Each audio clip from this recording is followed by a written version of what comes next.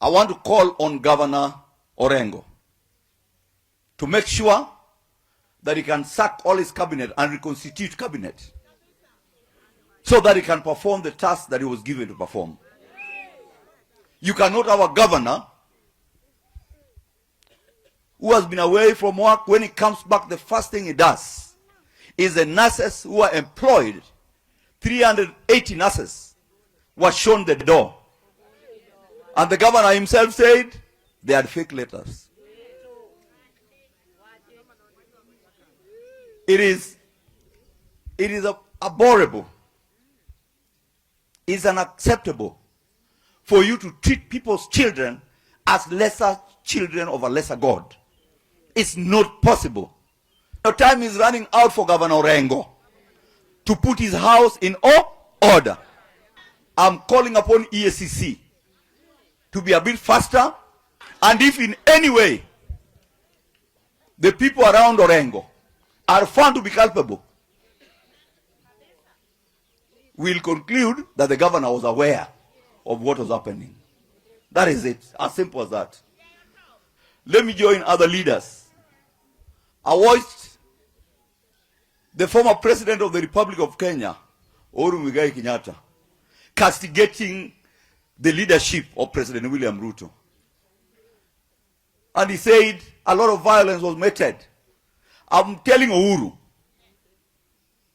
in 2017, you released your own record squad from the presidency to come to game.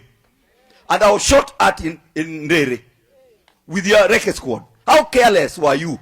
Compare that carelessness with that you're accusing the president of.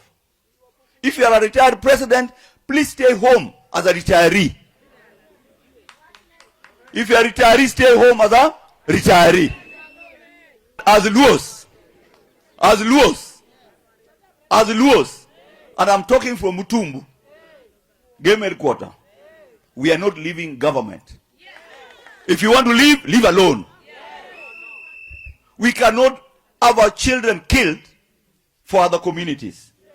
The Luos have sacrificed too much for Kikuyus. Will not sacrifice for you, no?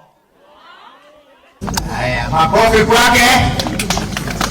Boda farming and poultry.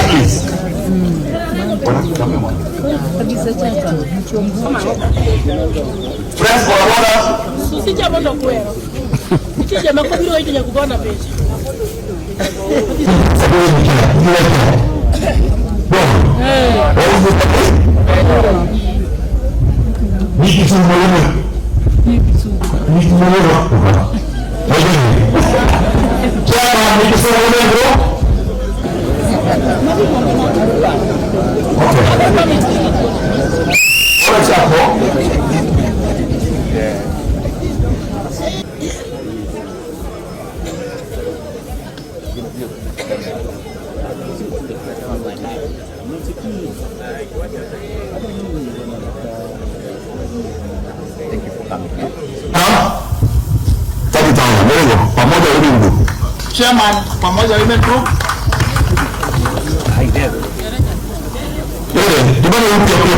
Chop chop.